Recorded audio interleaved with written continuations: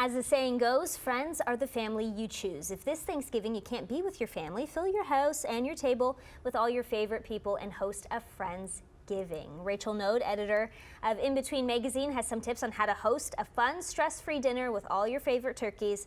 All right, so first up, you have to set a pretty atmosphere, right? Yeah, I absolutely love Friendsgiving because it's like a less stressful event as a traditional Thanksgiving. I make everything easier on myself as well by shopping at Metro because you can get everything you need for Friendsgiving. It's a one-stop shop. They have all these in-store services like butchers and florists and even catering services. Oh, wow.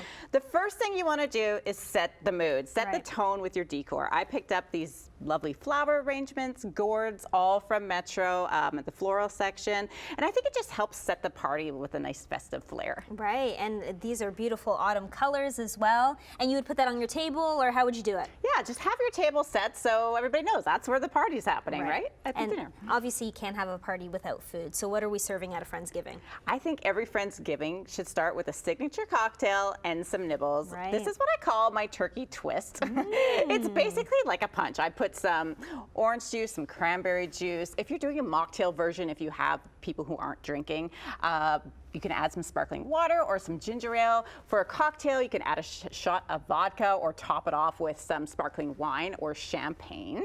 It's absolutely delicious. For nibbles, everybody at Friendsgiving loves a cheese tray. I picked up all these cheeses at the deli at Metro. They have a great line of crackers called Irresistible and Selection. They're absolutely delicious. But honestly, even if you don't have time to do this, you can grab a platter like fresh to go from in-store. Right, and I never thought of just getting a package like this of cheese that already comes cut. That's pretty easy. Exactly, just lay it out. Right, and okay, now I see you have some sort of burger over here. What's this all about? Okay, so I am skipping the whole like big turkey dinner extravaganza because that's too much pressure. So what I'm going to do is I call these the Gobbler turkey burgers. It's like Thanksgiving in your hand, basically. So you start with a soft bun. I used ground turkey for my patty, but you could also grab a turkey breast and cut it up and slice it thinly. If you don't know where to start, the butchers at Metro will help you out.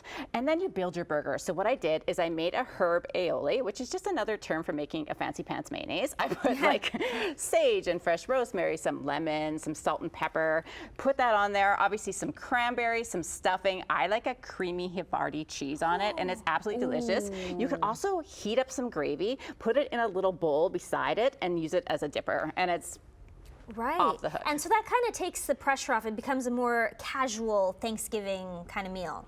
Exactly, right? Because Friendsgiving is just about getting together and having fun. You could even do this potluck style if you wanted to, but you don't have the pressure of, oh my gosh, I have turkey and sweet potatoes and stuffing and green peas and all the rest, right? So it's just a fun way to get together. And it's good for leftovers the next day too. Absolutely. Okay, so what's next? Anything else on the docket that you have to have when you're hosting a Friendsgiving? Okay, so you know how usually in Thanksgiving you sit around the table, you say, this is what I'm thankful for this year. I think a fun thing to do for Friendsgiving, especially after you've had a couple of turkey twister cocktails, is you put everybody's name in a hat who is at your party, and then whoever's name you draw, you have to write a little limerick about them. And then when you sit down at the table, just, you know, as you're about to serve your Gobbler turkey burgers, you all say the limerick that you wrote. Very nice. That's a fun idea. Yeah, depending on how good or bad your friends are. Yeah, you want to have some, I guess, some options as what to do if, you know, maybe you're inviting some new friends to the party as well. Exactly. It's definitely an icebreaker, right? So it's a way to get to know each other if, you know, you have acquaintances that aren't friends yet and you want them to become friends, because next year you can host another Friendsgiving all over again and have everybody at your table. Right. And so what do you do the next day, I guess? Maybe if you have some leftovers, that sort of thing. What do you do with all those kinds of things? Well, if you have extras, I think a great thing to do for Friendsgiving is to pack little takeaway care packages.